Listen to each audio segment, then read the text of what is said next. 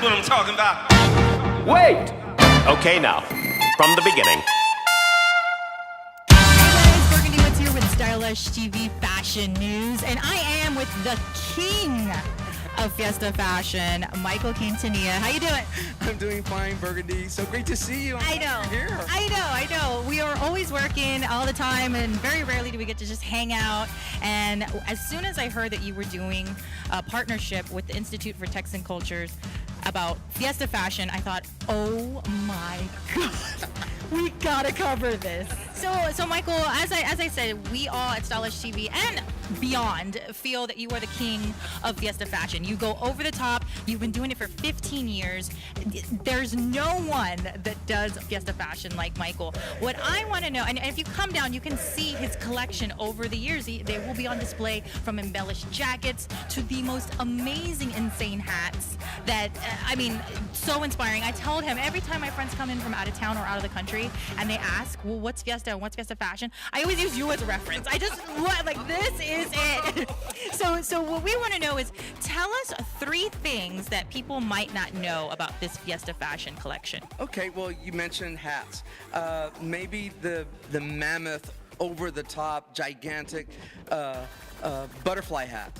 So this butterfly hat started out very small with just birds and flowers, and then I added monarch butterflies because I've always been fascinated by the fortitude and willpower of this little bitty butterfly that from Mexico heads north and goes through San Antonio. It's amazing. It's a phenomenon. It's amazing. Yeah, it's a phenomenon. So then I covered that hat in nothing but monarchs. And then I guess maybe 2 years later, I wanted to add color to it. So I started finding every kind of butterfly I could find at the Dollar Tree store and at design shops. Some were expensive, some were 50 cents, but I started wiring them and adding them to the hat. Then I added peacock feathers and more and more and more. And then I added butterfly kite wings that I had when I was a kid. At the age of 10 or 12, I used to fly this beautiful butterfly kite, and it crashed into a tree, and my mom and I were able to salvage the 2 big wings that are on the side of the hat now. So they kind of like encase this butterfly sanctuary.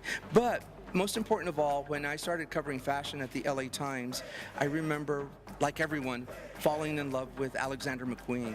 And he did this one collection with Philip Treacy of the UK, who is known for designing fascinators for the royals and for anyone who wants to buy one.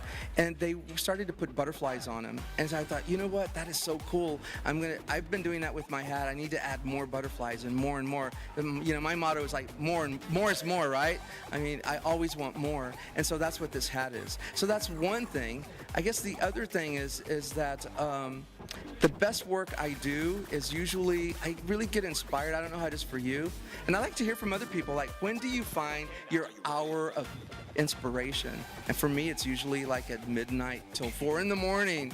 So it's like really tough once I get started, because it's the end of the day. You're done doing your work. You've done, walking the dogs and having dinner and maybe watching TV, and now I need to work on something. There's something about your mind going on relax mode, right? That makes all creatives' minds like, oh, I can really do what my soul wants to do. The time, and it's so quiet at the time, and I'm crazy because then I'm drinking coffee like at 1 in the morning and 2 in the morning, and of course I'm not gonna fall asleep, and I'm a wreck the next day.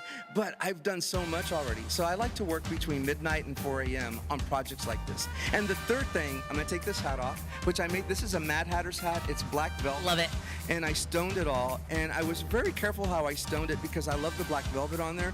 And if you can see at the top how I spread the stones out so you can see the black velvet. What's cool about this hat is the way I also wired it. Because one thing about hats, you guys, if you're making a hat, our heads have a tendency to go back. We don't walk around with a straight like this all the time. Yeah, a lot of people out there wonder, what is your secret for keeping those heavy hats on? So the secret is this baseball cap that I'm wearing.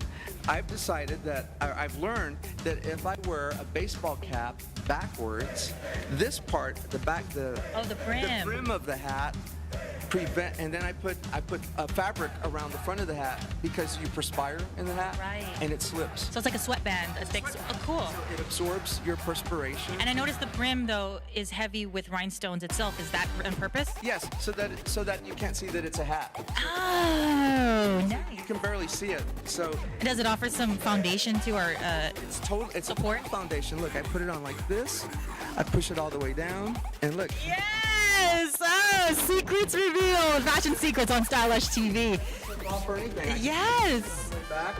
And the brim holds the hat in place. Yeah. That's like the best secret. Yeah. That's the best secret. All right, guys. So if you want to go all out just like Michael, take these tips and use this for those big hats that you might be wearing. So a lot of people might be asking, does it cost a fortune to be like Michael? Where do you find your embellishments and your beads and all of that? Like, where can people go if they want to be flamboyant and great just like you? Go to your Christmas tree ornaments. Number one.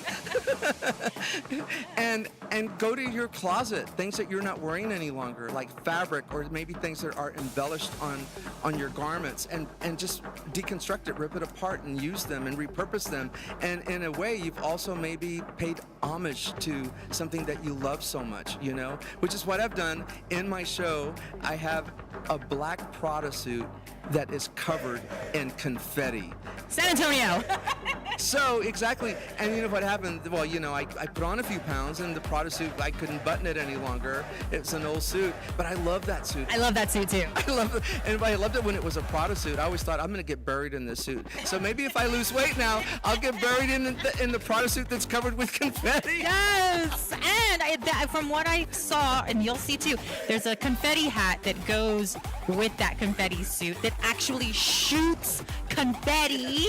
How amazing is that? And the matching shoes. And the matching shoes, which you'll see right here. So see, as what he's basically trying to say is, it doesn't cost a fortune to get really Fiesta fashioned out. You can recycle, repurpose, and Go to the dollar stores. And the dollar store. Dollar stores, and just find anything, and even if you're not thinking of making something, just buy it anyway and stash it, because you will use it. Feathers, rhinestones are very inexpensive, and they go a long way. What kind of glue do you use for all those crafters out there? Okay, so I tried to use that E6000 or I think it's E6000. yeah, but it's just, I don't have the patience for it. It takes a long time, and that would be the ideal to use. But I have now found and have learned from others who do crafting that Gorilla Glue now makes a glue stick that is like so excellent. Yeah. It's really, really good. It might cost maybe $1 or $2 more than the other brands, but it's worth it because I've experimented with them. And I imagine, during that time we perspire, it's better to have an adhesive that can withhold walking around with drinks, perspiring, things like that. That's right. Especially if you put so much time and effort into your Fiesta fashion. And don't forget the rest of the outfit. I mean, you've made the hat, so now also wear a colorful top, colorful bottoms, like a trousers, or I like to wear shorts because like I have this wonderful drum major jacket it's like a cutaway, right? And it falls down behind the back of my knees, and so I wear really short shorts with that. It looks kind of funny, it looks kind of silly, but it's my high-low effect, and it's Fiesta, so you can get away with it. Yes, guys. Well, I'm wearing my Los Otros Fiesta I love that. tank, so they were the first artists to be commissioned to make the Fiesta poster this year. Kudos to you guys, and this is available at the Fiesta store. But again, if you want to do at-home Fiesta fashion, be like Michael. Go through your closets, go into those old trunks, go to the dollar store. I'd imagine Hobby Lobby is a good source for beads and stuff too. Yes, Hobby Lobby. I go to Hobby Lobby. I go to Michael's, and go to Joanne Fabrics. You can do stuff. There's a lot of shiny fabric out there now. Rhinestone-studded fabric, sequin fabric. You can cut that up. You can actually do a whole swath of shiny fabric on a hat, and you're done. Yeah, I've seen some stuff. No sewing necessary. I've seen it just glue and some color. Put it on, and then add maybe 3 feathers at the top of it. And there you go. You're good to go. Think of height. Think of height, and don't worry about weight. If you buy feathers and lightweight stuff, it's not going to feel heavy at all.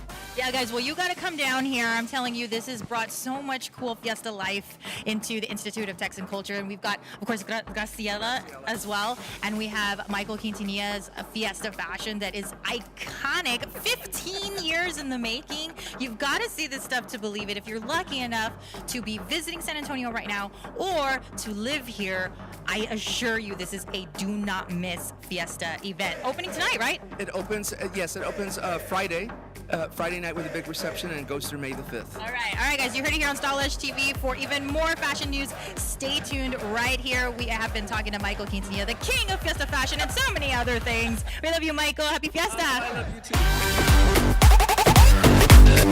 too.